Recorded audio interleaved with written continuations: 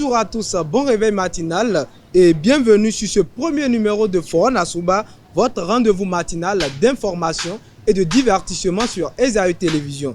Très heureux de vous retrouver ce matin à suivre d'un instant à l'autre Boulou Info avec Elisabeth Iladia. Au sommet de ce matinal, on parlera du décès du journaliste Delphin Gandonou de Imole TV. Ensuite, l'Agence de développement des arts et de la culture, ADAC, qui a lancé le 11 octobre 2024 le Fonds de développement des arts et de la culture. On parlera également des détails sur la date des élections législatives qui est fixée au 12 janvier prochain au Comores. Après Boulou Info, nous allons continuer avec la page des sports. Au menu de l'actualité sportive de ce matin, on parlera du Bénin qui participe à une nouvelle édition du championnat d'Afrique de tennis de table. On parlera du Maroc qui bat la Centrafrique et reste à la tête de la poule B. On parlera également de Hadija HBC qui assure sa place avec une seconde victoire consécutive. Après Boulou Info et la page des sports, nous allons poursuivre avec l'astuce santé. Ce matin, Sylvie Dedeu nous donnera une astuce sur les bienfaits du sommeil sur la santé. L'artiste du jour sera une présentation de Elvika Umbetou. Le présentateur nous donnera la biographie d'un artiste. Ce matin, il s'agit bien évidemment de Kiri Kanta. On démarre sans plus tarder avec Boulou Info et la page des sports.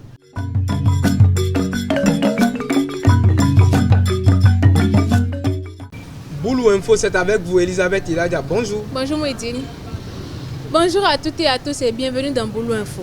La presse béninoise est en deuil avec le décès du journaliste Delphin Gandonou de Imole TV Africa de Porto Novo, survenu le 10 octobre 2024 au CNHU. Il luttait contre un cancer de foie. Nos pensées vont aux familles en deuil et que son âme repose en paix.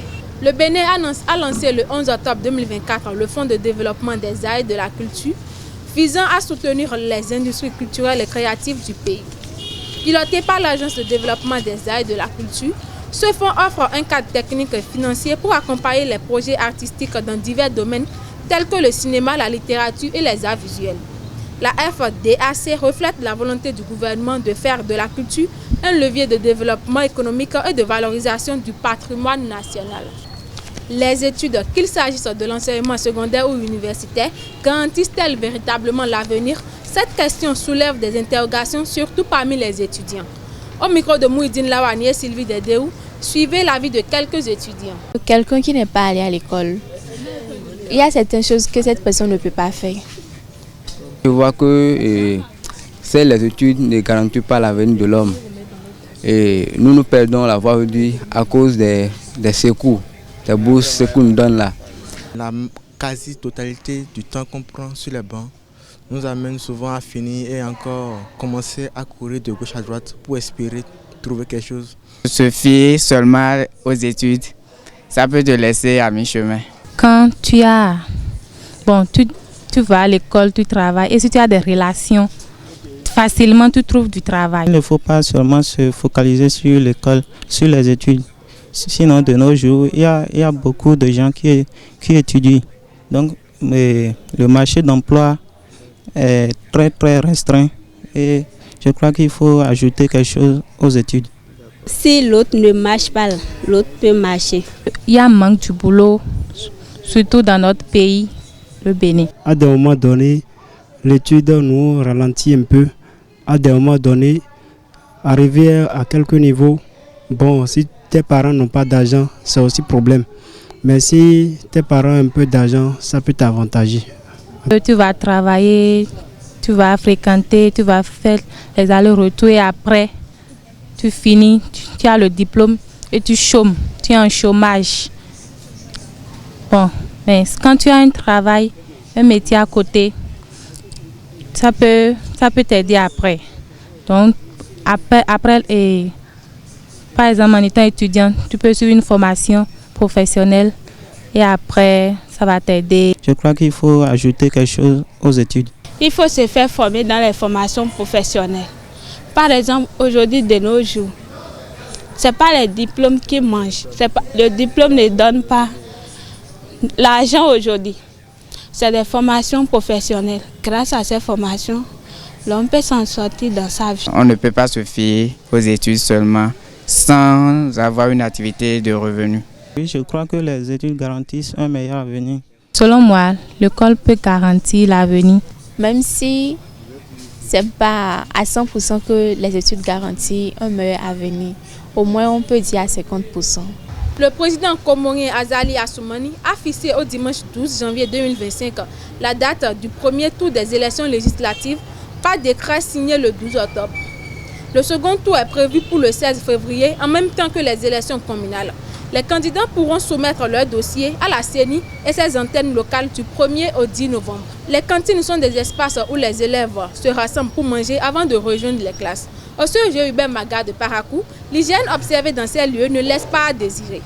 Suivez les réactions du personnel scolaire dans ce reportage signé Florian Gbagidi, Mouidine Lawali, Sylvie Dedéou et Abel Ojo. Au CEG Hubert Koutoukou Maga de Parakou, les élèves n'ont pas caché leur mécontentement face à la mauvaise hygiène alimentaire et la malpropreté des ustensiles auxquels ils sont soumis pendant la récréation. Les dames qui vendent du riz ne chauffent pas les cuillères. Par rapport au pain, il y a des mouches qui s'assiedent souvent sur ça et ils couvrent des torchons qui ne sont pas lavés durant des mois ou des jours, je vais dire. Au niveau des eaux pour se laver les mains, laver les assiettes, tout l'eau est souvent sale, usée et parfois sont des vendeuses qui changent les eaux là et vous êtes obligé de laver les bols là dans les eaux usées là. Les vendeuses n'ont pas nié l'accusation des élèves, elles ont profité de l'occasion pour donner les raisons derrière ces accusations. C'est lorsque l'heure de la récréation sonne comme ça, s'ils sont venus manger, les élèves sont éparpillés.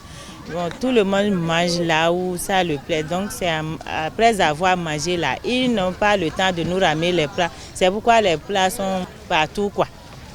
Mais l'eau que nous on a utilisée entre 7h et 8h, c'est souvent là. Après la récréation maintenant, on est obligé de changer l'eau avant de nettoyer les bols maintenant. Mais pour entre 8h et 7h, 8h là, l'eau là est souvent là. Peut-être c'est ça ils ont vu. À propos des cuillères, c'est vrai. Les élèves n'ont pas menti, mais on vous promet de changer. Dès le lundi, là, tout serait au point. Mécontent, le surveillant général promet désormais de veiller au respect de l'hygiène. Cette année, nous ne sommes pas encore allés voir, mais la semaine prochaine, c'était déjà même programmé que les contrôles inopinés vont commencer. On est prêt à renvoyer définitivement les vendeuses. Les vendeuses qui ne vont pas obéir à ces principes. Parce que tout ce qu'on leur demande, c'est pour que les enfants, puisque les élèves sont les enfants, puissent être en bonne santé. Au Gabon, l'ancien parti au pouvoir, le Parti démocrate gabonais, PDG, a effectué sa rentrée politique au Palais des Sports de Libreville le 12 octobre. Bien que la foule de militants et de sympathisants ait été moins nombreuse qu'à l'époque de sa gouvernance, le bureau politique du PDG a profité de cet événement pour transmettre plusieurs messages. C'est tout pour Boulou Info de ce matin. Merci de l'avoir suivi et à très bientôt. Merci à vous Elisabeth Iladia pour cette présentation. On retrouve à présent Elvi Kaumbeto pour l'actualité sportive.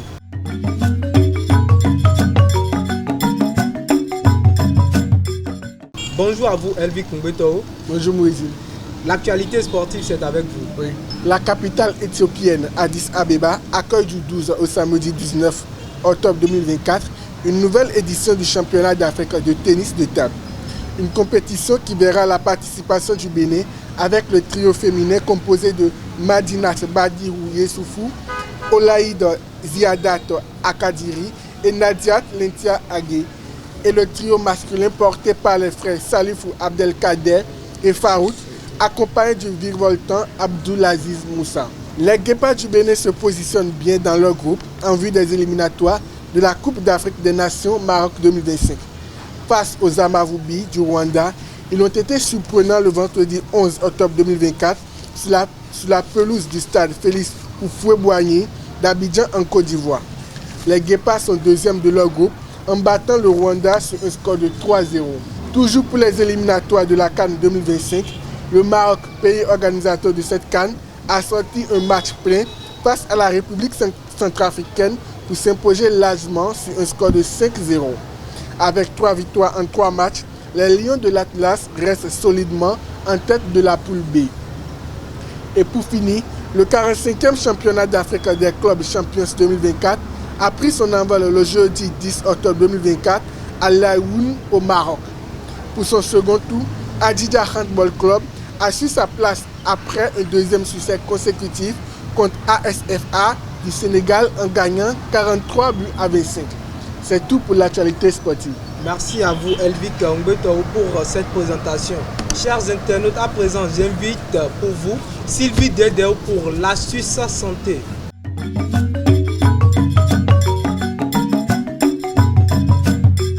Sylvie Dedeo, bonjour. Bonjour Mouidine. L'astuce santé, c'est avec vous. Bonjour à tous, c'est l'heure de notre conseil bien-être pour démarrer cette journée. Aujourd'hui, je vous parlerai de comment le sommeil peut contribuer à une journée pleine d'énergie.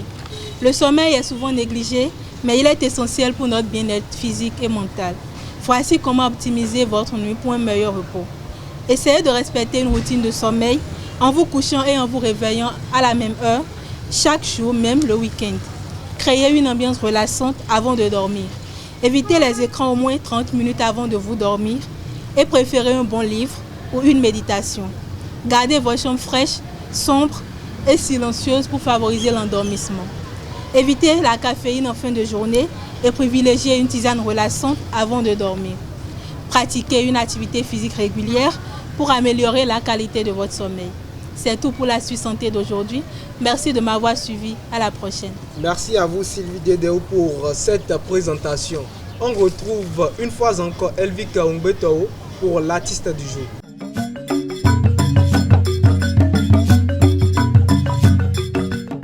Elvic Ngbetou, à nouveau bonjour. Bonjour Moïse. L'artiste du jour, c'est avec vous. Oui. Quel est l'artiste de ce matin et quelle est sa biographie? L'artiste de ce matin, c'est Kiri Kanta.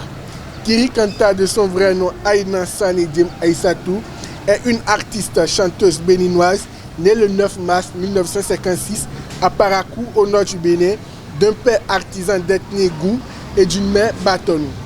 Elle fait ses études secondaires à Bayera et à Ndali. En 1978, elle travaille auprès du groupe Textile Libertés à Parakou, où elle rejoint le groupe d'orchestre des ambassadeurs de l'entreprise. Elle intègre l'Orchestre national du Niger en 1989.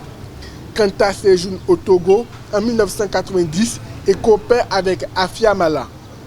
Un an plus tard, elle enregistre au Bénin son premier album intitulé Igné Mendassan, valorisant le patrimoine musical.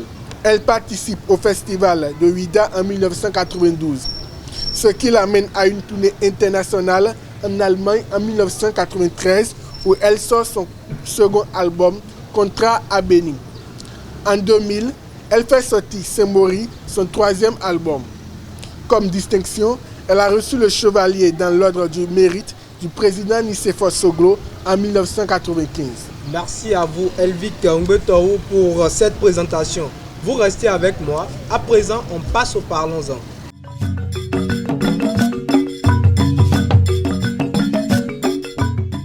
Parlons-en, c'est avec vous, Elvic Ngbetou. Bonjour à nouveau. Bonjour Mouidine. Bonjour à nouveau. Bonjour à nouveau Mouidine. Sylvie Dedeo, bonjour à nouveau. Bonjour à nouveau Mouidine. Alors, le sujet de ce matin est une interrogation. Doit-on obliger les garçons à faire les tâches domestiques? Sylvie Dedeo, d'entrée, je m'adresse à vous. Doit-on obliger les garçons à faire les tâches domestiques? Bon, moi, je crois que amener les garçons à faire les tâches domestiques n'est pas d'abord une obligation, parce que cela fait partie des éducations de base. Chaque enfant, et déjà dès l'enfance, on lui apprend à balayer la chambre, à faire toutes sortes de travaux, que ce soit homme ou femme. Donc moi, je crois que ce n'est pas une obligation, ça fait partie de l'éducation. Elvic Ngbetou, vous pensez quoi de cela? Obliger les garçons à faire les tâches ménagères, c'est le sujet de ce matin. Je pense qu'on ne doit pas obliger les garçons à faire les tâches ménagères. Pour moi, ce n'est pas une bonne chose. Laisser les garçons, en grandissant, ils vont apprendre d'eux-mêmes. Je pense que c'est la meilleure des choses à faire. Sylvie Dedeo, les garçons ne doivent pas faire les tâches ménagères. Vous pensez quoi de cela? Bon, moi surtout je pense dès le bas âge. Le raisonnement d'Elvic est erroné d'abord. Parce que Elvic, par exemple, il est un homme. Il n'est pas amené à rester avec les parents tout au long de sa vie. Déjà là où tu es, tu vis seul.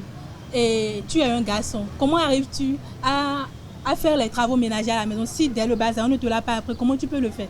Est-ce que et là où tu es maintenant, tu peux balayer ta chambre, est-ce que tu peux faire la vaisselle, tu peux faire les travaux domestiques d'abord. Parce que tu me dis qu'on ne doit pas l'apprendre aux garçons, on ne doit pas les obliger à le faire. Maintenant, toi, en tant qu'homme, comment tu fais? J'ai bien dit, obliger les garçons à le faire dès le bas âge, ce n'est pas une bonne chose. Je n'ai pas dit qu'on ne doit pas apprendre aux garçons à faire les tâches ménagères. Et le bas âge, selon toi, là, c'est à partir de quel âge? Je ne peux pas définir le bas âge, mais un enfant, un garçon à qui vous commencez pas, à qui vous forcez, un garçon que vous forcez à faire les tâches ménagères, je pense que c'est le faire du mal, je pense que c'est le traumatiser.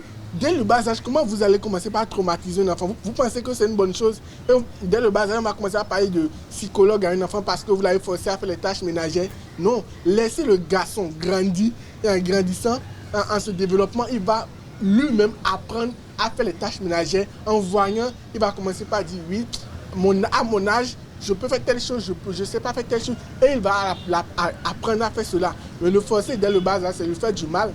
Si amener le garçon à faire les tâches ménagères dès le bas âge, il y a un traumatisme. Cela veut dire que moi, en tant que femme, vu qu'on m'a appris à faire les tâches ménagères dès l'enfance, cela veut dire qu'on m'a dit à traumatiser depuis que je suis enfant. Parce que ça va de soi. Si ça peut traumatiser l'homme, cela veut dire que ça peut traumatiser aussi la femme. Parce que déjà, dans la loi, nous avons tous ces mêmes droits. Alors pourquoi ce que moi je peux faire, l'homme ne peut pas le faire? D'ailleurs, les femmes font tous les travaux que les hommes font. Alors pourquoi il faut dire que les travaux ménagers, là, c'est destiné uniquement aux femmes? Merci d'évoquer. Vous ne pensez pas qu'il y a une part de vérité dans ce qu'elle dit? Merci d'évoquer le problème de loi qu'elle vient de dire. Vous savez, nous sommes dans une société où on dit l'homme et la femme, nous avons les mêmes droits, égalité et entre les sexes et tout cela. On le dit toujours. Mais nous savons que la femme est toujours reléguée au second rang. C'est pas un mensonge, c'est une vérité. Si la femme est toujours reléguée au second rang, on parle toujours d'égalité des sexes. Où est égalité de sexe si elle est reléguée au second rang? On revient s'il vous plaît sur le sujet de ce matin. Doit-on obliger les garçons à faire les tâches domestiques? On ne doit pas les obliger à faire les tâches domestiques. Laissez le garçon, je l'ai dit, en grandissant, il va apprendre. C'est pas... Je ne vois pas pourquoi un parent va se lever, va dire, et viens ici, viens faire telle chose, et viens voir comment on prépare. Non, c'est pas une bonne chose. Attends, Elvis, ne forcez pas les garçons. Attends, Elvis, ça, ce n'est pas du forcing. Déjà, quand nous sommes enfants, nous savons que... Comprenez le sujet, s'il vous plaît. Comprenez le sujet. Même étant au couple, mais le garçon sait que quand il se réveille le matin, son travail à lui, c'est de balayer, par exemple, la cour.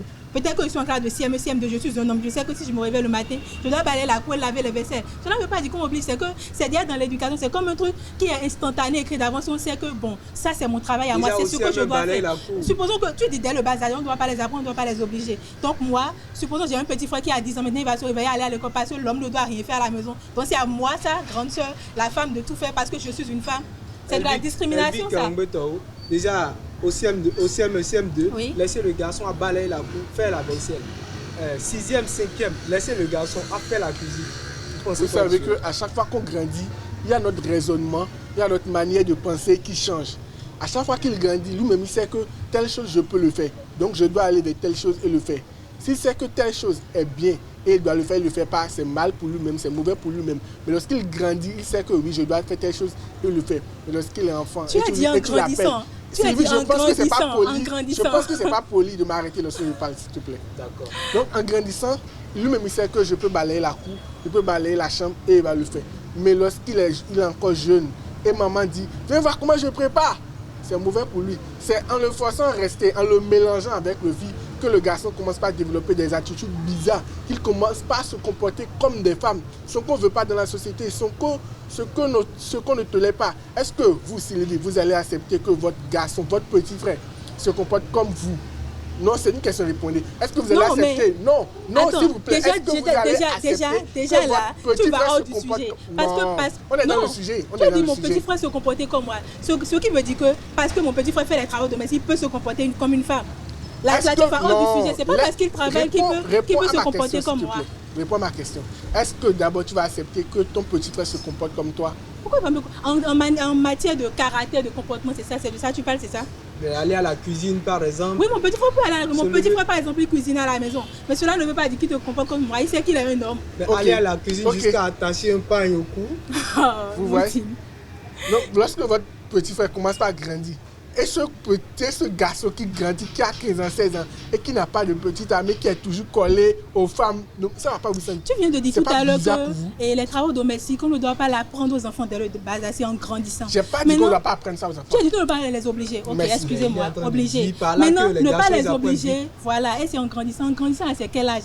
Tu as dit, il peut avoir 15 ans maintenant, ne pas avoir un petit ami. Est-ce que déjà, normalement, là, même dans notre société africaine, ce n'est pas autorisé aux enfants d'avoir un petit ami dès l'âge de 15 ans? On revient sur le sujet, s'il vous plaît. On revient sur le sujet.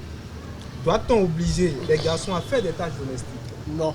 Et je l'ai dit, en grandissant, son raisonnement change, sa manière de penser change. Et il se dit, oui, à tel niveau et à tel âge, moi-même, je dois penser, je dois savoir faire telle chose. Même si je ne le sais pas faire, même si plus tard, devenant un homme, je suis seul, oui, si je ne sais pas faire telle chose, je peux appeler telle personne à m'aider.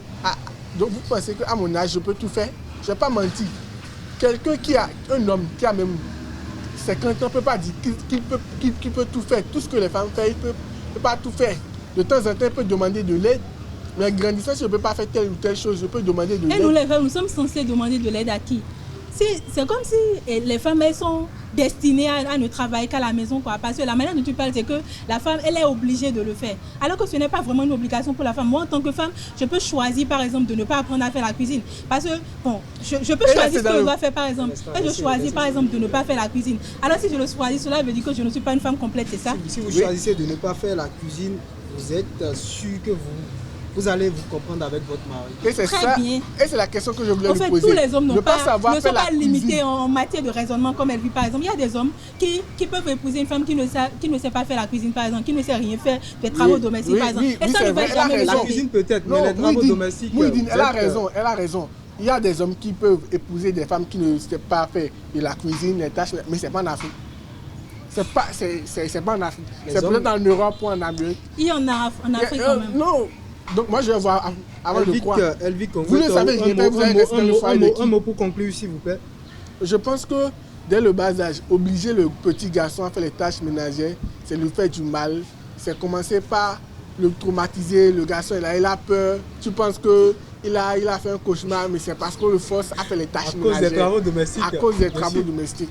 Donc laisser le garçon grandissant, il va apprendre de lui-même. Je pense que c'est la meilleure des choses à faire. Si vous Dédéo, à vous. C'est le côté traumatisme d'Elvic là que moi je ne digère pas du tout. Parce que je ne vois pas en quoi obliger un garçon à faire les tâches ménagères serait un traumatisme. Alors cela veut dire que nous les femmes déjà, nous sommes déjà malades dès l'enfance et nous ne le savons pas.